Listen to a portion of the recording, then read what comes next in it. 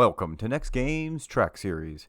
Now today, I'll be showing runs from my August 19th, 2024 event with GPS track time.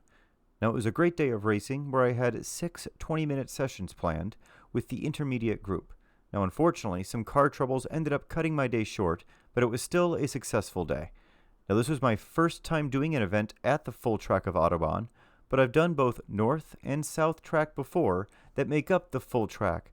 So now I was excited to finally put these two tracks together for a total track length of just over 3.5 miles. Now today, I'll be driving the S2000 with the specs and mods you're currently seeing listed. This will be my 4th recent event with the S2000, and I'm excited to see what we can do on this lengthy 19-turn course. Now I'll start with showing my best lap from the first session today, and we'll go from there.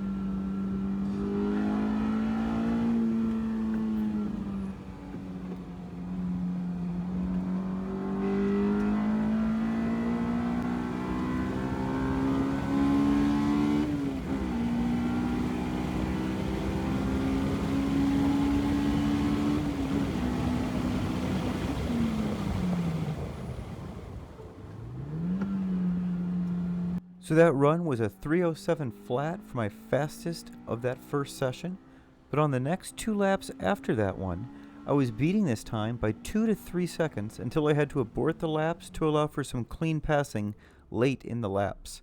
So it looks like my estimated best lap on that session was around the 3:04 to 3:05 range. Now I'd like to see if I can get as close to possible or even under that 3-minute range by the end of the day, but let's go ahead and see what the next session has in hold for us. Now unfortunately, my second session of the day was cut short on lap 2 as I was getting warmed up, as we had a brand new Camaro spin off the track and hit the wall pretty hard. He was fortunately okay, but obviously he was done for the day. This is going to bring us to the third session of the day where again I was trying to get under that first session time of 3:07 and hopefully closer to that 3-minute mark. Now here in this third session I ended up encountering tons of lap traffic and was only able to get in 2 clean laps and managed a best time of 3:06. So while I did improve, I didn't get anywhere near my target time. Now I did have 1 lap that I had to abort for a pass that was aiming to be right at the 3:04 mark, so hopefully I'll be able to put that full lap together in session 4. Now unfortunately session 4 was cut short due to a Civic that ended up having issues on lap 4 and had to pull off the track. I was only able to manage a best of 3:08 in this session while getting warmed up again, so I wasn't able to do anywhere near the time that I was hoping to achieve. I was also noticing that the transmission wasn't shifting nearly as smoothly during this session, and I normally had a kind of a hard shift between 3rd and 4th that was kind of worrying me. This brought us to session 5, where I decided for the first time to put the top down at the track, which was actually a really fun experience. Now in this session, I was finally able to put down a solid, clean, full lap of 3:03.5, which ended up being my fastest lap of the day. Now let's watch this lap, and then we'll see what happens after that lap to bring an end to my day 1 session early. Enjoy the run.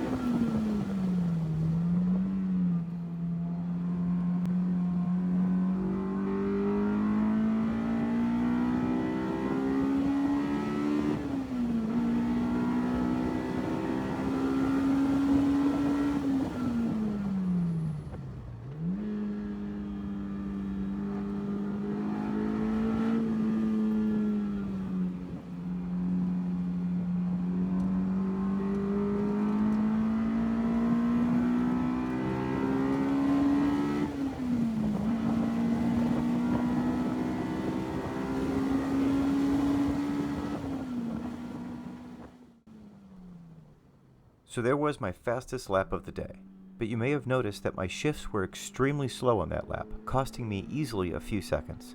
This was due to that clutch sluggishness that I started noticing at the end of the last session. Now it continued into this session, and the clutch was feeling less responsive as time went on. Now I was going to let the car cool down for 2 or 3 laps to see if that helped at all, but during this next lap, I got my answer when my clutch finally went all the way to the floor during one of my shifts down to third, and it did not come back up, so the car would not release the clutch, allowing me to go into third. I was thankfully able to pull it back up with my foot and limp back to pit lane where the clutch started responding again, but I knew that my day of racing was over. Now, upon diagnosis, what went wrong is my master clutch cylinder stopped being able to hold pressure.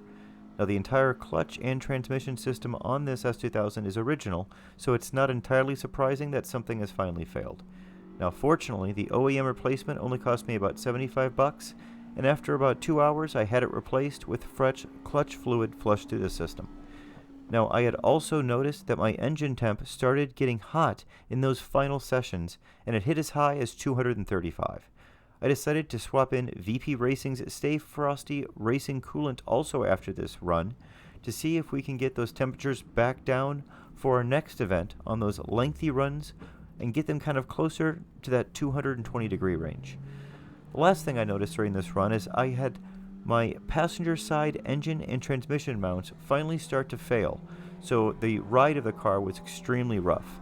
I went ahead and replaced both sets of engine and transmission mounts with new spoon replacements, and with these changes, it drives so much smoother.